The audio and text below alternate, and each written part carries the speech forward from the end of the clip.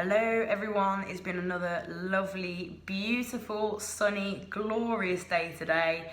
I haven't stopped smiling. I haven't really stopped smiling, to be honest with you, since Sunday, and what was another just beautiful performance from Everton. I haven't done a more in-depth video since after the game because I've just been so chocker, and I thought, I might leave it because it's been a couple of days, and then I thought, nah, I'm not going to leave it. I'm going to do a video because it was just so incredible. From the actual atmosphere in Goodison itself, to the players on the pitch, to a man, every single player. I think you'd struggle to rate anybody lower than an 8 or a 9, to be honest with you. And we were so good as well, not only on Sunday, but the weekend before against West Ham, the week before that against Chelsea. That's 3 wins now on the bounce without conceding a goal. If someone would have said to us, you're going to beat Chelsea, West Ham and Arsenal on the trot and not concede a single goal, I'd have found it very, very difficult to take you seriously, to be honest with you. But that's exactly what we've done. I've just finished doing a bit on Radio City Talk with Alan Irwin, and that was brilliant, just talking about it again. And I thought, yeah, I'm going to go and talk some more about it as well, because there's not enough time. I could have stayed on there chatting for hours about just exactly why I'm so excited and beaming about what's going on at the moment. To start with though, before we get into the game on Sunday, before we went to the game, myself and Pete actually went to Newton-le-Willows, to Vulcan Juniors FC. They launched a female academy for girls aged 3+, and Everton ladies Kirstie, Levell and Chaney, Boye, Hlorkah kindly gave up their time on their Sunday to, come down and spend a good few hours coaching the girls, going through drills with them, chatting to them, getting pictures with them, answering questions that they might have had, and getting fully involved. So they couldn't have got more involved and gave it 100%. And I don't know who enjoyed it more, to be honest with you, the girls and or Kirstie and Chaney, who were just, as I say, fantastic, and a real pleasure to see them. I was quite proud watching them and how good they were and how inspirational it was. It was just beautiful seeing. It was such a great turnout as well. So many young girls there who, Chaney and Kirstie would have helped spark that fire in them, the passion to play the game. So it was brilliant, and stuff like that is fantastic. We've got loads of photos, interviews with Chaney and Kirstie, and also footage from the day. So we're going to get that out soon. But that was brilliant. Then to get back here, darted back from Newton-le-Willows, back into Goodison Park for the game itself. And I said in the post-match before the game that I felt quite confident that Everton were going to win. So I'm glad they didn't make an idiot out of me. I do that for myself often enough anyway. And it was like that, from pretty well the start of the game. It was Everton who was showing so much intent. Before the goal itself, we got a free kick, a throw-in on the left-hand side, which had occurred as a result of Everton's high press and constant pressing of Arsenal. And they weren't able to handle that. There's a warning sign for them just before the goal itself came. Luca Dean with a throw-in down the left-hand side. It was Kurt Zouma who got his head on it first time. Didn't result in a goal, but they didn't heed their warning, as they say, as Everton, again, moments later, were doing the same. That high pressure on Arsenal's back three, and they weren't able to handle it, and ball goes out for a throw. Same again, left-hand side, Luca Dean. This time it's Jags who rises and wins the initial header. Ball breaks free, and Dominic Calvert-Lewin and Richarlison both go for it at the same time, kind of getting each other's way. But Jags is there to coolly just slot the ball into the back of the net in the park end. And, he wasn't even meant to be playing. It was just minutes before that he'd been given the nod to play, as Michael Keane had a virus and was ill in the warm-up. So hopefully he's feeling a lot better now. But it was quite funny seeing tweets from, there was an Arsenal fan account who'd put something before kick-off saying Phil Jagielka versus Lacazette. you may as well just hand us the 3 points now. And it's one of them where you're like, oh, that aged well, didn't it? But, you know, not only did he pop up with obviously the winning goal, but his defensive performance, which is his bread and butter, obviously he's our centre back, but early doors in the game as well, he had a really important block to clear danger. I think that was one of Arsenal's only chances in the game, and that was early doors, and he got in there, as I said, with an important challenge, an important block. He defended very well, very soundly, very solidly throughout the whole game. I think he was brilliant to come in like that. As I said, he's turning 37 years old this year. He's just brilliant, you know. It's quite special watching him. I think I was about 15 when Jags started playing for us, or even younger. So to see him now still putting in a performance like that and scoring ultimately the winning goal against Arsenal, who were fighting for that top 4 place, just huge credit to him. I think he was brilliant. But for the whole side as well, Seamus Coleman, you know, a lot has been said about him. Me personally, he himself has openly said and openly will know that he hadn't been his standards this season, hadn't been up to his previous standards, and nobody will be more frustrated than Seamus Coleman. The lad is a blue through and through. He is Everton, he is boss, he's such a good person, such a class footballer. I think he's been the best right back we've ever had at Everton in my time, certainly, other than, of course, the legend that is Hibbo. But no, best right back in my time as an Everton supporter, gives everything for the shirt, on and off the pitch, is just a shining example of what everything Everton should be. And his performances have come on tenfold, and I think that's due to having Richarlison on the right-hand side with him. He's got a much better connection with Richarlison than what we've seen with Theo Walcott or Lookman, although I don't really think that's fair because he's not been given his chances. Well, we've not really seen too much of him. He came on in that game on Sunday for the last sort of 10 minutes or so. I think he did very well. I think his game management was smart.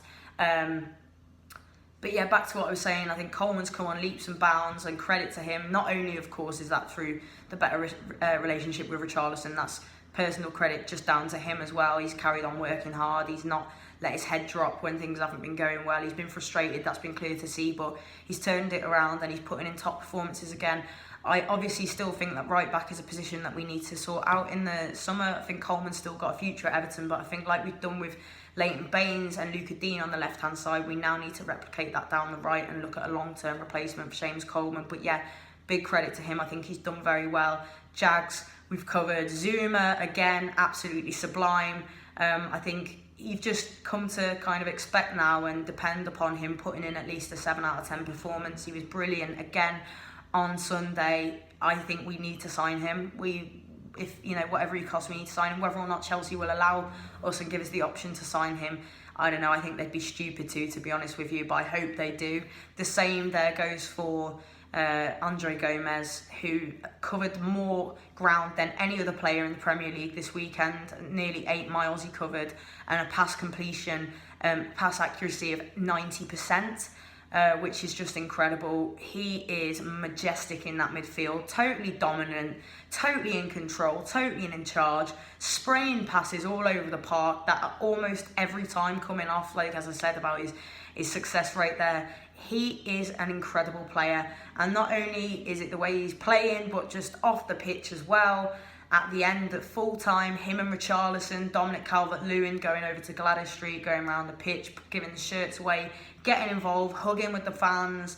They were walking up to Gladys Street together at the end, and you can tell that they just kind of are loving this, breathing in that atmosphere, sucking it in, enjoying it. It's like so many of Everton greats have said about the special atmosphere we've got here and how magical it is to have that back. At full time on Sunday, I was there, Everton was going on, and I was singing on my own, just looking around, looking at the Gladys with the sun beaming down and looking at the players, going up to the fans, and I honestly felt like a little tear well up in my eye, because Everton is so important to all of us. We love our club, and when we've been going over the last few years and we've not had that atmosphere and we've not had that, you know, we've not been able to quite get that connection between the supporters and the players and the management and everything else, maybe in bursts and spouts, but not really at all.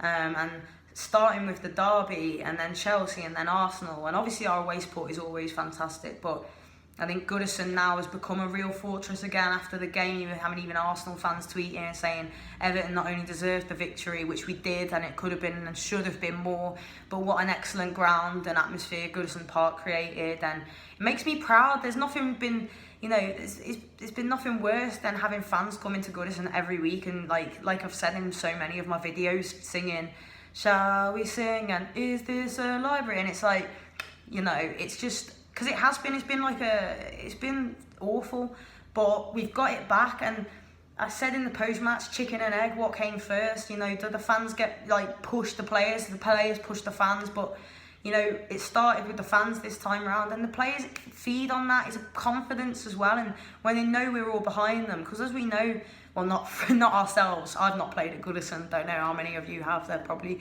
have been some, but hopefully I will get to this summer, but that's a whole different thing. Anyway, you know, it's so difficult to play in front of our fans sometimes when we're on their back. So having us on board, just the difference that makes and how we've played and the results, we're climbing the table. We could still get that top 7, which I still want us to do.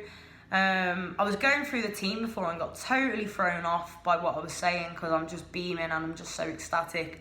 Hlorkah Dean I wanted to talk about as well because, my God, what a player. Again, every pass he's like Gomez, just spraying passes all over the park, bombing forward. His delivery is fantastic. Of course, it was his throw-in as well that resulted in the opening goal. His link up with Bernard is beautiful. Could it be Boye Mark II, or perhaps even better? Although I don't know, because Boye though, just Boye. Yeah, just it's so exciting. I'm so excited, and credit to Marco Silva, as I said, because it was only a few weeks ago that I was saying I don't know if he's the right man, and I was so very unhappy and concerned and frustrated with him and the faults defensively and from set plays and everything else, and the way we'd fall off and capitulate in games was really frustrating. But he seems to have dealt with that all very well, and as I said previously, it's been a very successful month and a bit of football for Everton, and long may it continue. We've obviously got to push on now for the remaining games. We've got Fulham away this weekend, which obviously we'll be previewing and talking a lot more about in the coming days, but I feel confident that we should go there and get the 3 points, and then it'll be United at home. We've got Goodison back, so you know, if we get that place rocking and playing like that, then we should fancy our chances against anyone. If we play like that and like we did against West Ham, then, you know, it bodes very well for what's going on in our future.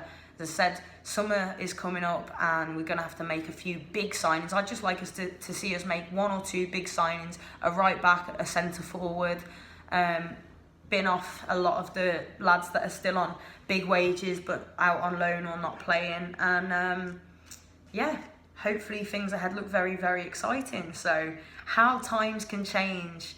And yeah, that's all I really wanted to say. As I said, there'll be more coming on the Kirstie and Chaney Football Academy launch, and more exciting stuff to come. There's so much stuff that's been going on that I can't wait to tell you guys about, but there's some stuff that I can't talk about yet. But yeah, stay tuned. There's going to be so much content. I've got stuff that I need to get uploaded, get edited, get out there, because it's just been a mad time. But thanks as ever, guys, for your support. Also, I thought I might as well just do a cheeky plug after my rant. I'm going to put the link in this video for the Football Blogging Awards. I know so many of you have already voted for me, and I'm so grateful. If you voted, vote again. I don't know if it counts. I think it might do. Yeah, do vote for me. I'll be ever so grateful. Obviously, only if you like the content. If you don't and you think I'm crap and you can't stand me, then don't vote. Or yeah, we'll go on. Not that you would. Anyway, I'm absolutely chatting bubbles now. Yeah, the link's there. It's best contributor to a creator of content for female football. I haven't got the exact name of it right, but it's the women's one. So please do drop me a vote in there, and I will speak to you guys soon.